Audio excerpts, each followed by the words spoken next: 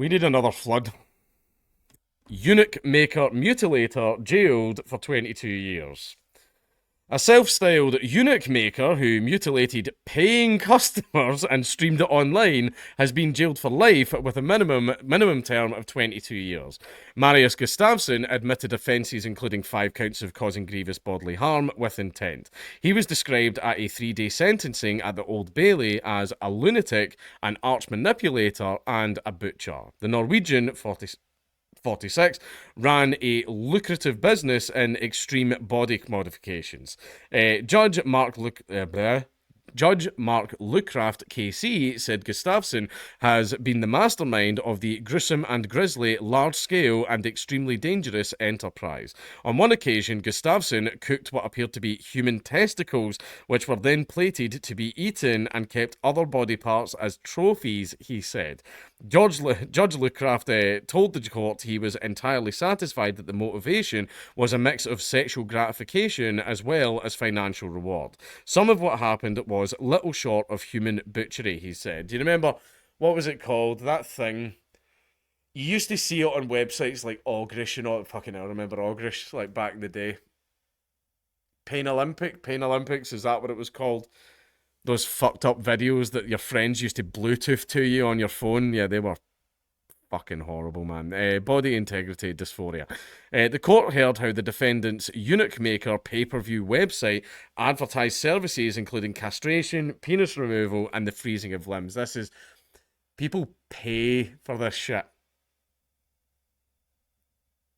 People actually pay to see this type of shit being inflicted upon people because, like, they get sexual gratification out of it. People get sexual gratification out of mutilation. We need a flood. We need a fucking flood. The Old Bailey was also told how Gustafsson got others to perform procedures on him, including having a nipple and his penis removed and a leg frozen. The website showed the defendant and his medically unqualified accomplices, 6 of whom were sentenced alongside him, performing a series of operations in London flats and hotel rooms on apparently willing volunteers. Some were as young as 16 fucking... Sometimes it all went badly wrong. The court heard several recordings of 999 calls in which Gustafsson calmly lied to the operator about how his victims had in fact injured themselves. In January, 3 men were sentenced after admitting causing grievous bodily harm to Gustafsson. In his defence, Gustafsson's legal team claimed he only wanted to put a smile on people's faces. What a defence! What a defence! Jesus Christ! By offering a service to those suffering like him from what was described as body integrity dysphoria. Made up pseudoscience, absolute garbage. Shove it up your arse. However, prosecution barrister Caroline Carberry KC told the court, "We suggest that diagnosis, if it exists, may explain why Mr. Gustafsson acted as he did to have his own body maimed and mutilated, but it does not explain why he made a lucrative business out of mutilating others." Very good point. Gustafsson earned almost £300,000 from his... Jesus, people were paying that much for this shit. From his website, after having amassed 22,841 visitors from across the globe who paid to view the gruesome footage the court heard. Subscribers who paid the yearly £100 subscription would be entitled to VIP status, while victims were promised money from the video revenue. Court documents also showed Gustafsson used his business to sell human tissue gathered from the procedures, with references to a buy it now button. Aye, alright. They have Amazon Prime on this website, aye. In the end, it was the bravery of one of Gustafsson's victims, who cannot be named for legal reasons, that led to the website being taken down. When it says cannot be named for legal reasons, it's most likely either put in witness protection or the person was underage. In 2020, the participant told Devon and Cornwall police about the procedures carried out on him and provided a USB stick that contained 5,000 WhatsApp messages, 100 images, and a number of videos. He told police how he had been high on drugs when Gustafsson had first cut him with a scalpel at his flat in Haringey, North London, and how he was strapped to a bed and electrocuted. Mesmerised. In later procedures, the man told police how he had his testicles clamped and how Gustafsson had used a red-hot iron designed by the victim to brand him with the initials EM, which stood for Eunuch Maker. In a victim impact statement read to the court, the man described how he had been mesmerised by Gustafsson, but now recognised he needed to see a psychiatrist, not a backstreet surgeon. I realise I have trusted the wrong person, and Gustafsson is in fact a lunatic. I don't know how you did.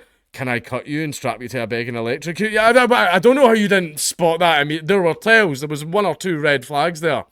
But I'm going to put it down to be mentally ill. Or maybe you are still into it and things just didn't go the way you wanted. Maybe. The thousands of messages handed to police revealed how Gustafsson was an arch manipulator of victims who may have consented to the procedures but were themselves vulnerable, the prosecution said. Having pleaded guilty to a series of charges, including conspiracy to cause grievous bodily harm with intent, making and distributing indecent images of a child, and possessing extreme pornography, Gustafsson did not need to give evidence at the trial. Jesus. I just saw this part and was like, oh, lovely. Investigations by journalists into Gustafsson's background in Norway and from what his defence team claimed at court make it possible to trace how the once respectable community figure descended into a spiral of criminality. Originally from a small town in the southwest of Oslo, Gustafsson was a postal worker and the chair of an LGBT charity known for organising Pride weekends as well as the traditional Rus celebrations, a series of events and parties high school students enjoy before their final exams. But by 1999, he had received a suspended prison sentence for a fraud committed against a housing cooperative, and in 2001, he was sentenced to 8 months for internet fraud. Defence barrister said Gustafsson's marriage in 2005 kept him stable, but it broke down in 2016, which was when he began to modify himself. Gustafsson moved to the UK in 2012 and was living in London in 2017 when he had his penis removed. Jesus. By one of his co-defendants, Damien Burns. 2 years later, he arranged to have part of his leg frozen and a nipple removed.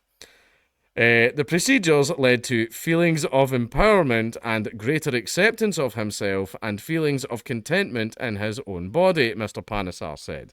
From there, the Eunuch Maker website began. He does say he wished to put a smile on other people's faces. He wanted to help. Lot of shite. This was just complete sexual gratification. That's all it was. That's all it was. And you knew it was messed up and you just wanted an excuse to do it. He was stuck in a body he wanted to make changes to and understood there were more people out there who wished to do the same. By the time of his arrest, his involvement had become an addiction and he could no longer stop himself being present at the procedures and making videos, the barrister said. 6 men who all admitted conspiracy to commit GBH with intent were sentenced alongside Gustafsson. Ian blah blah blah of Gretna Green was sentenced to 5 years and 8 months. Peter Waits from Croydon was sentenced to 12 years. Janice Atkin was sentenced to 12 years. David Carruthers, 11 years. Ashley Williams, oh, that's a fucking... The male Ashley, 4 years and 6 months. Stephen Sharp, 4 years and 6 months. Gustafsson never expressed any feelings of remorse for the crimes he committed or for the lifelong physical and psychological harm done to his victims. Thursday's sentence showed the court's view that he is a very dangerous individual. Kate Mulholland from the Crown Prosecution Service said Marius Gustafsson ignored the risks of performing unnecessary surgery on vulnerable men for sexual gratification and financial gain. He actively recruited participants through his website and was paid to stream the footage of these barbaric procedures. Performing extreme body modifications is against the law and the CPS won't hesitate to prosecute these horrendous crimes. It's just like, you forget how bad some people are sometimes, don't you? Like, you just forget that there's just some sick motherfuckers out there. Like, you feel go, oh yeah, there's rapists and pedophiles and all that out there, but it's almost like you don't want to acknowledge, like, how bad some people are. There are people out there that just really get off on some just sick stuff. It's just some, like, really, really sick stuff. Nah, fuck this video.